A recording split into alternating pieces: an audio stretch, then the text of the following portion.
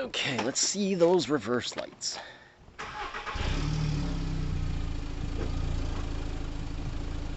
That's reverse? Yeah, we don't have any reverse lights. So, I checked the bulbs seem to be okay. So now let's check that switch.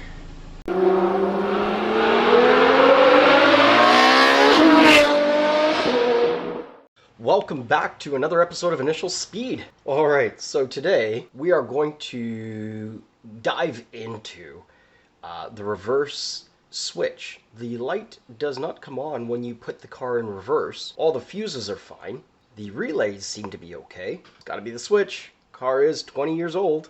So on this 03 Beetle, the switch is on the transmission. So the battery has to come out, the battery tray has to come out, and evidently right below there on the transmission is the switch. Now I already have the switch because I figured regardless I'm going to change it anyway. Let's dive into this thing and get this light working for the lady.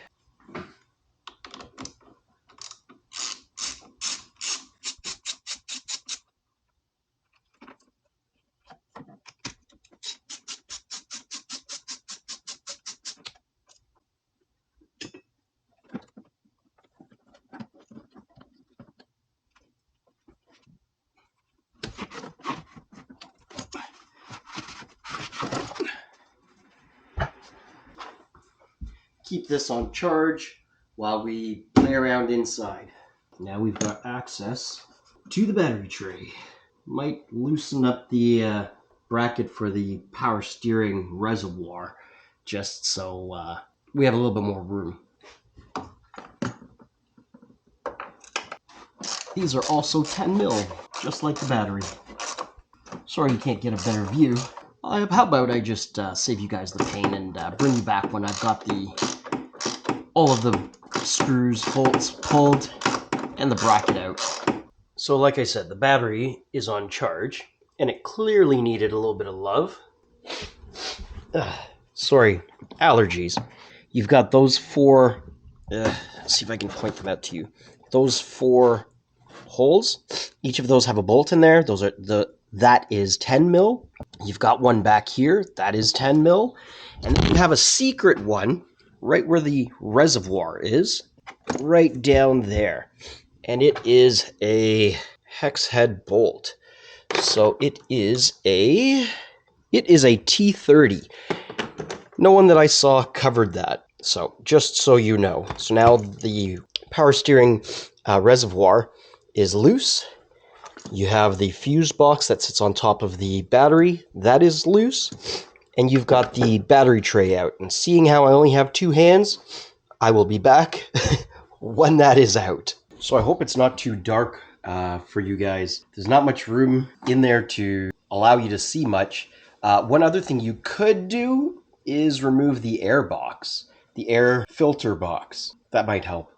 Sorry, it's 35 degrees, so it's about 93, 94 degrees Fahrenheit.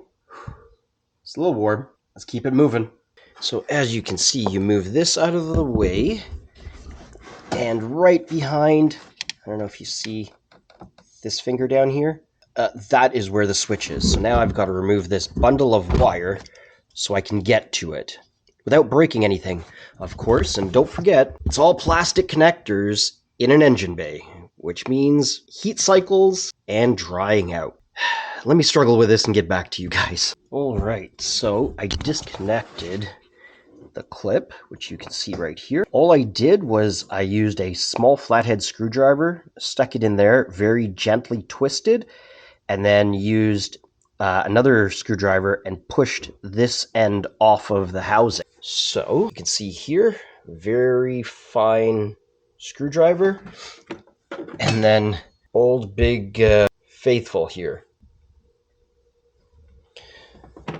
So now that is off, I sprayed some penetrant WD-40 on the bolt, give it a minute, and then I'll try, although it looks very tight. I don't know if a socket is going to fit down there. Oh man, You have to really love these cars because, wow, what a pain in the... So this is what the switch looks like. And all it is, yep, just a switch. The ball at the end goes in. But listen, it's got some loose parts in there. And the new one, which is part number... the same, feels much more solid, and nothing is bouncing around inside. I'm just going to replace it, that's all. So when you're down there, it's a little difficult because there's not much room to play, for one, and two, you see that hole right there? And two, there's not much room to move the wrench, so you just got to take it quarter turn by quarter turn till it's all the way out. Not a fun job, but whatever. Needs to be done, right? And in my little bag of goodies, there is a little washer, crush washer.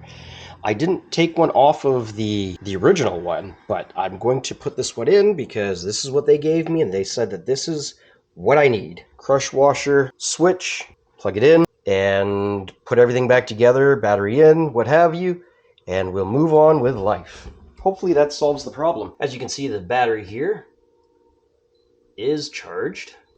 Little interstate battery plug. Okay, let's get back into this hole. Just make it taut, not stupid tight. Just tight enough until, like an oil plug, oil drain plug, screw, bolt, whatever you want to call it. You do it tight, but you don't wrench on it. It's clipped back in. Really close. I now have clipped it back in. I am going to... How can I do this that'll make it the easiest?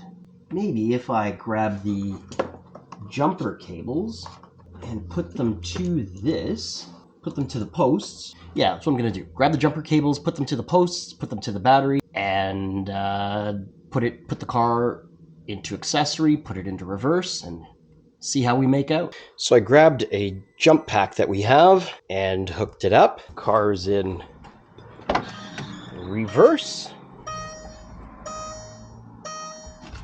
And what do we have? Oh no. Oh yes.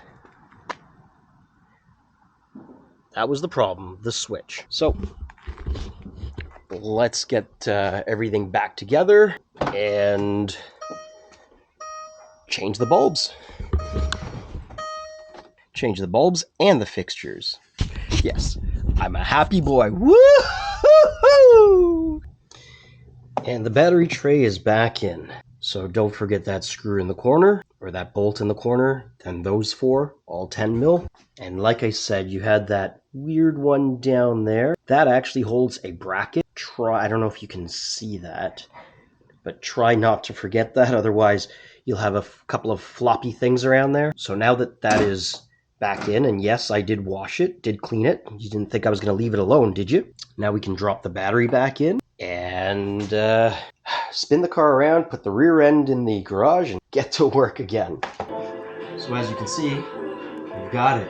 It was the switch. So I'm not sure if I'm going to end this here, but if I am, thank you for watching initialSpeed. I hope you learned something new, and that you'll leave a comment down, you'll like, and if you aren't watching the series, up here there should be a link so you can watch the previous episodes.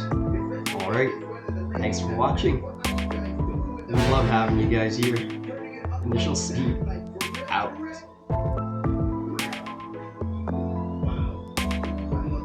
And if you're still here, gonna get underneath, rip these old housings out, because it gets hot fast.